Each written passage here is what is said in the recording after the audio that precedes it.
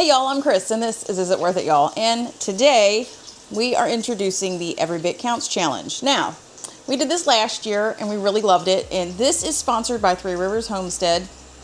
Jessica over there started this several years ago, and basically the rules are you're going to try to preserve or put away at least one thing a day. So we are choosing to modify those rules a little bit. We're going to at least preserve 5 items every week to put in our pantry, freezers, what have you, can, all that good stuff. So this is week 1 of the Every Bit Counts Challenge, and we definitely recommend that you go Google or YouTube the hashtag Every Bit Counts Challenge and go check out other channels that are doing this. We have a blast doing this. It's amazing what you can put up doing just a little bit every day. And so far, hopefully you'll like this week and what we've done to start preserving the harvest. So stick around. Here we go. All right, y'all, welcome to Every Bit Counts Challenge week 1. We are preserving tomatoes.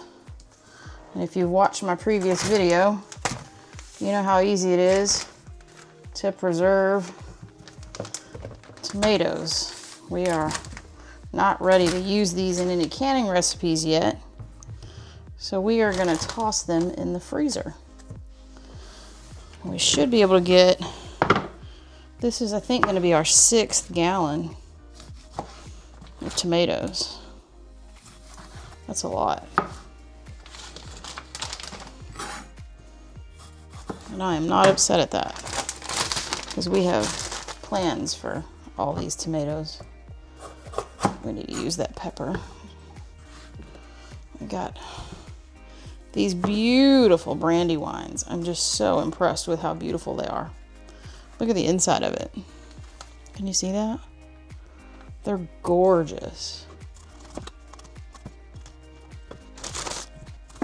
Look at the inside of that one. Oh, so pretty. Oh yeah, we're definitely getting a gallon of these. Isn't that beautiful? Look at the color. And they taste really good. I mean, real good.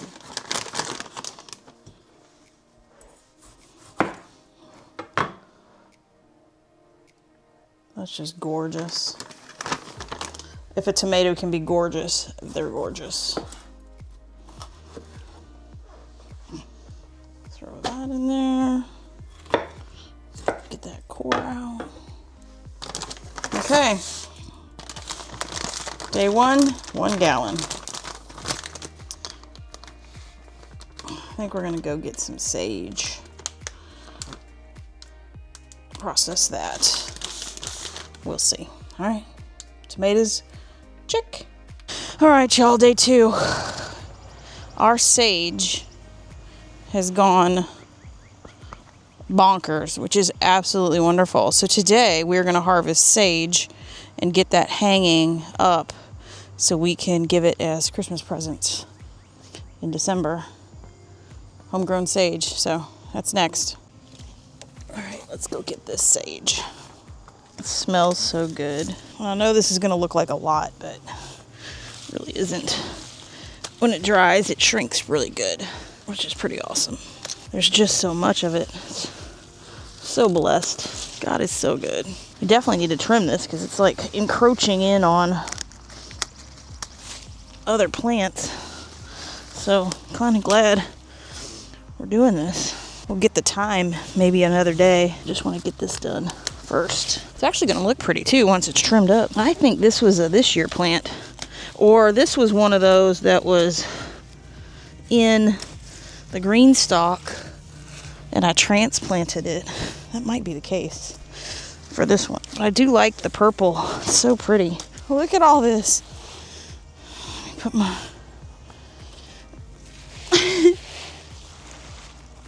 oh my goodness. Y'all. Look. Okay. Plant looked good too. Okay, let's go. Oh my word. Look at. This is great. look at that. It takes up my whole counter. All right, we're gonna get it hung and getting to dry. All right, if you guys have never dried herbs before, it's really easy. It's not hard, just a little time consuming. So we're just gonna take and we're gonna line all of them up on the end that I cut. And I like to do maybe 5 or 6 of these, because then if you do any more than that, the bunch gets too big and it won't dry out. What was that, 3, 4, 5? So, I mean, that's a lot of volume. And all I do is I take a rubber band. That's it. And then I've got hooks to hang on my little rack that Greg bought me for Christmas 2 years ago. Then we're gonna go over here, and let me turn you around. See my little rack? And we're gonna hang it. Obviously, when that gets more on it, it'll hang even, but I'll bring you back when that's full. But that's all we do. There you go. That's what it looks like hung. I don't know if you can see from up there. I'm not tall enough. But yeah, look underneath. It's so cool. And then I've got a couple extra. I'll probably take these over to Greg's. I won't leave them here because they're next to my books. But just to get them hanging and up, these will go over to Greg's and he can put those over there. So, all right, August 2nd, we've got our sage hanging. And they'll be ready for packaging here in a few months. Our third item for the week are these squash. Wasn't it sweet for our neighbor to bring us or let us grab a zucchini and a couple yellow squash? What I'm going to do is I'm going to put up the zucchini and 1 yellow squash, and we're going to use the food processor. We're going to shred them and get them in the freezer so we can make zucchini bread later. Now, the way I like to process the zucchini is in my food processor with the shredder blade. And what we'll do is especially these big ones, let's get into them. Let's see what they look like on the inside.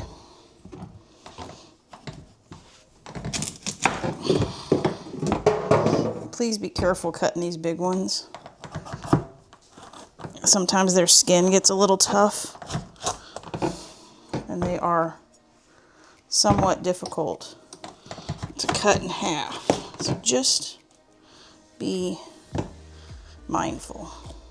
So what I will do is I'm going to cut this again. We're going to scoop out or cut out the majority of the seeds. You could use a spoon. I just use the knife. We're going to be blitzing this in the food processor, so it doesn't have to be like cute or anything. Just cut up. I like to leave the skin on if it's not too hard. And once this is shredded up, it's not going to be too hard. It'll be just fine. You want to cut this in lengths or widths that will fit into the top of your food processor. So be mindful of that. That's why I'm cutting them real skinny. Like I'm going to have to cut that off. So just break this down so it'll go through your food processor. Now, the older these are, this is how it's going to be. It's going to be harder they're going to be to mess with. But once you freeze them, break down those cell walls, and get ready to do banana bread, it works. So let's get this on.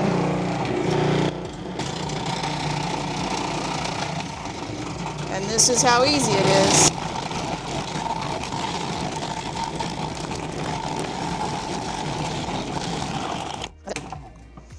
And that's it. Food processor, ask for one for your birthday, whatever you got to do. Because now this one zucchini has filled up this entire food processor, and I think this is a 5-quart bowl, so it's 5 quarts. So makes really quick work. So let's get a Ziploc bag. I'm probably gonna have to have a gallon. Let's write on it. I probably spelled that wrong. And this is gonna go in the freezer. So when we're ready to make zucchini bread, we can pull this out and use it.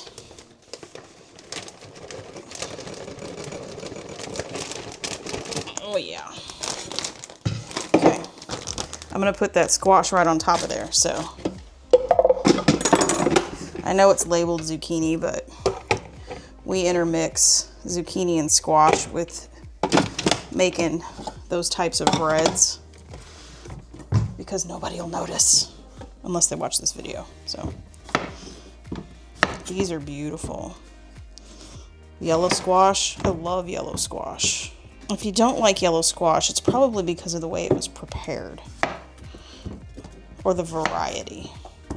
What I like about homegrown squash is you can pick whatever varieties you like and really control the flavor of what you want to make. And that squash is done. Tell you what, you want to talk about a time saver. This guy right here. Time saver. Okay. Now this amount of squash will probably make somewhere between 2, potentially 3 loaves. I know this looks like a lot of squash, but there's a lot of water in here.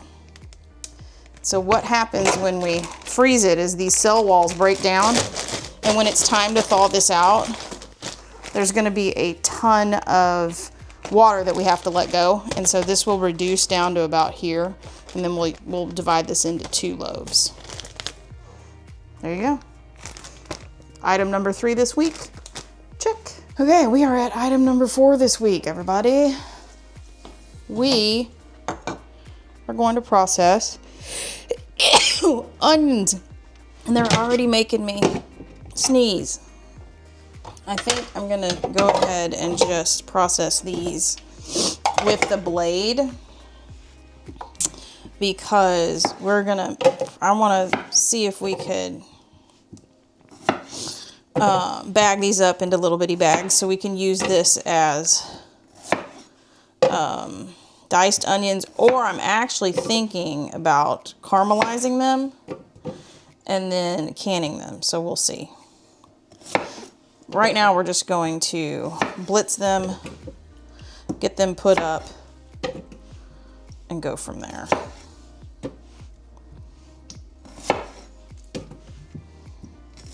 I'll tell you what, got a birthday coming up, ask, and you don't have a food processor, make that one of your birthday presents. They're worth it.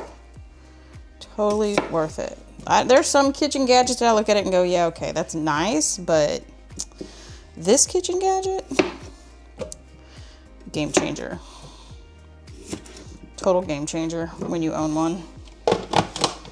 I'm gonna pulse first, get it going, and then just let her rip.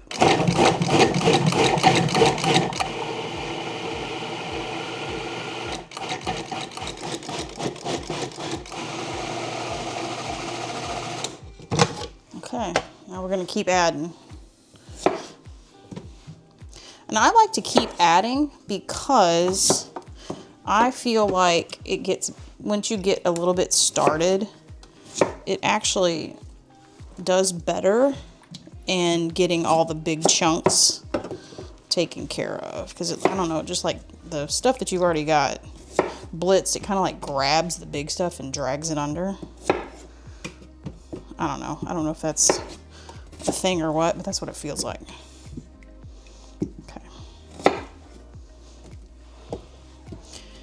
We are not wasting any of the onions that we grew.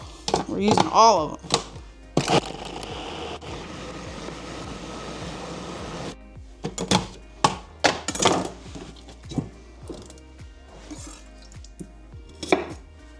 They smell good.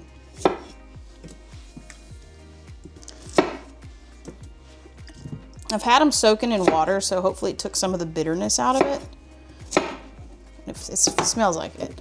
I'm not gonna put this red onion in. Oh, whoa! get away. I'm not putting that red onion in there. Let's get these done. All right, for a blitzed onion, these are a little wet. So I think what I'm gonna do is do a little strain on them. I'll probably have to do it in 2 batches, and that's okay. Yeah. Okay.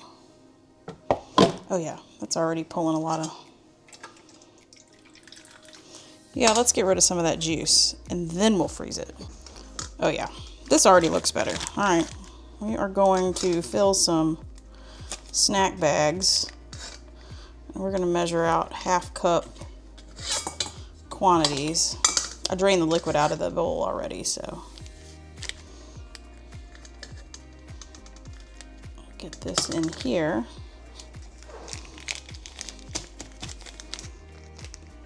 We're at 1/2 cup. Yep. Okay. So we're gonna make us 1/2 cups of minced onion. So we can use these when we need a recipe. 3 1/4 cups. This is 1/4. Man, this is cool. All right, here they are. Look how neat. Let me put 1/4 cup, 1/2 cup. That one's marked separate. All right, let's see if we can get all these in here. I'm all about the lay flat freezing. Y'all know that. And just pro tip, double bag your onions because they will make your, not only your freezer stink, but your refrigerator stink. That is, they are potent. Potent, potent, potent. Okay. All those onions ended up in here. This bowl fit in this bag. Okay, there we go. Onions, check. Okay, this is today's cucumber harvest, and we get this amount of cucumbers pretty much daily. So today, what we're gonna do for Every Bit Counts challenge is we are gonna turn these into fermented pickles. So let's go. All right, we've got all of the equipment that we need. This is fermentation. If you've never fermented stuff, you should really get into it. I'll put a link to the book that I love online, or that I use, Katz. He's like amazing when it comes to fermentation. So we are gonna make spears because these will fit in the jar. We're gonna use a wide mouth jar because it'll be easier to pack these. And literally just walked outside and picked these. So these are the freshest cucumbers you could ever get. What I'd like to do is start looking at picking them smaller or growing a smaller variety. So, because Greg likes sweet gherkins, so maybe we can try that. We're gonna put some pickling spice in here probably and go from there. Oh my gosh, I might have enough for 2 jars, y'all. Wow, that's gonna be something. And I'm packing these in here, y'all, because we want tight, tight, tight, tight. Okay. Oh my goodness, I'm gonna have to get another jar. I mean, okay, I'm not mad at that. Cut that little end off. These smell so good. So like I would pickle this like that. Maybe I'll throw, no, I'm not. We're gonna do it. I was fixing to say, maybe I'll just throw those in the refrigerator pickle brine that I have. Now I will say I rinsed these off. I did not scrub them. We didn't use anything to remove, you know how they have those fancy little spray chemical things to remove dirt and grime, because we want the enzymes that are on the outside of those cucumbers, and I gotta go find another jar. All right, there we go. Maybe a pint will work, probably not. It's the right size for this size pickle though, so, or cucumber. So maybe, oh, we're gonna need another one. That's okay, another one's fine. We'll take one of these over to Greg's house. Can I get a small one right there? Yep, okay. Now you notice I'm using wide mouth because regular mouth would really suck. Although I think I'm gonna probably put those in a regular mouth jar because I got one right here. And I think I don't have enough to fill it. Maybe I do. Oh my goodness, y'all. This is amazing. So this would have been 2 quarts. But I kind of like the way this looks. Yeah, I mean, this is like darn close to being all the way full. No, it's full. Okay. 1 quart, 2 pints. Obviously, I need some more supplies, so let me go get that real quick. Okay, now as you can see, the wide mouth, these are pickle pipes, wide mouth and regular mouth. And these are the glass weights, wide mouth, regular mouth. So next we need to do is we need to make the brine. And we're gonna use, oh, let's see. Usually we work out, this is filled about halfway. This is 4 cups, so you need 2 cups here. This is 2 cups, so you need 1 cup. So we're gonna need like 4 cups of water or 4 cups of brine, and we're just doing a salt brine.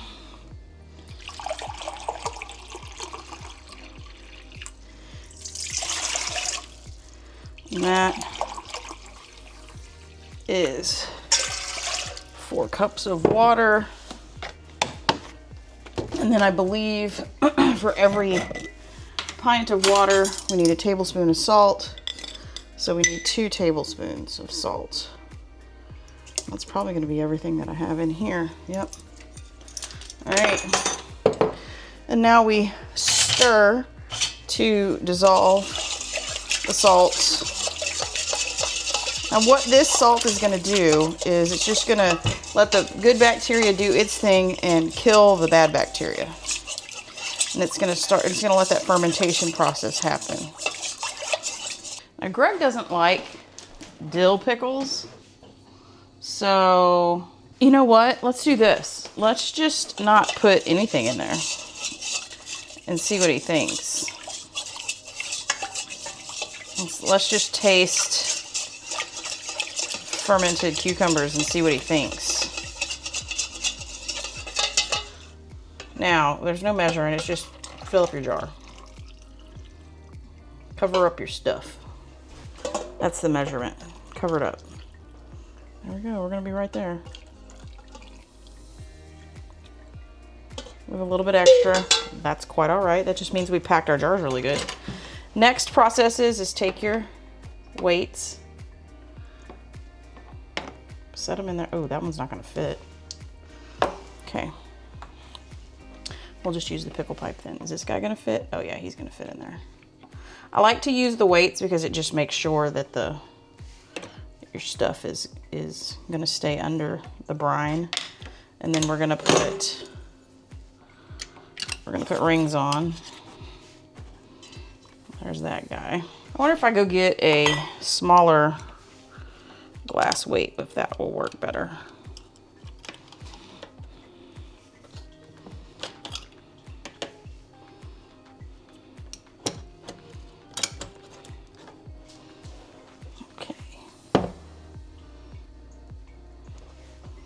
Or not. Let's just, you know what? Great experiment. Let's don't use a weight on that one. Okay. There we go. I'll wash my salt jar out too. And that's it. Now these guys are going to sit on a shelf in a pan. We need to put these in a pan because they could potentially bubble over, and they are very, very full. So we're going to put these in a pan, and then I'm going to get some painter's tape.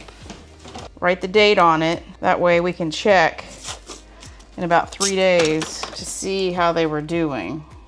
All right, there we go. Our 5th and final item for the first week of Every Bit Counts challenge. So I appreciate that. Thank y'all for following along. Thank you for following along on this Every Bit Counts challenge. Thank you, Three Rivers Homestead, for sponsoring it every year. This is such a great idea, and it makes you focus on putting away food for future use. And because the garden's getting ready to go bananas, it really makes you focus on preserving the food that you worked so hard to grow over the last few months. So like, comment, and subscribe if you haven't already. And until we see you on the next video. Bye, y'all.